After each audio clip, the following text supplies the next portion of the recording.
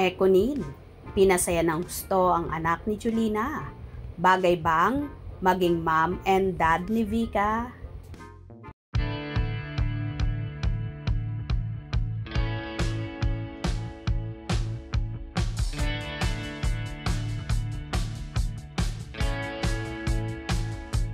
Nagbahagi nga ang TV host, actress at kapamilya star na si Julina Magdangal sa kanyang Instagram story ng short video at mga larawan kung saan kasama ng anak niyang si Vika ang napapabalitang magkasintahan na at mga lead stars sa hit seryeng Lavender Fields na sina Janine Gutierrez at Jericho Rosales.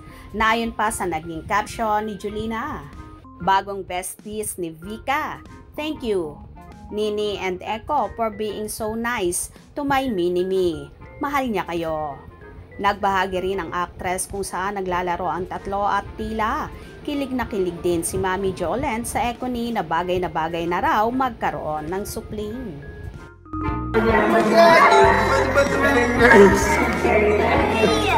Akan na dyan!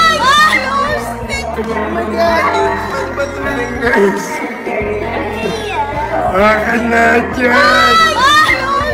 Masaya naman ang husto ni na Jericho at Janine si Vika na game din sa pakikipaglaro sa dalawa.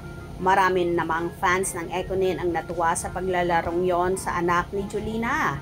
Narito at ating tunghayan ang samot-saring hanash ng kafanihan.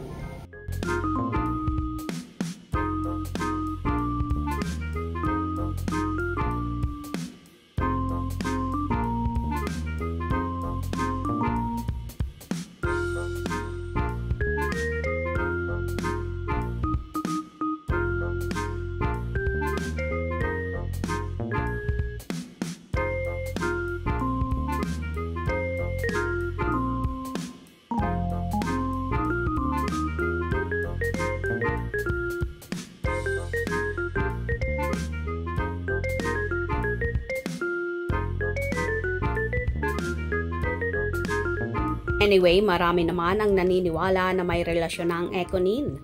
Base na rin sa kilos at galawan nila kung saan malimit nga silang nagdi-date.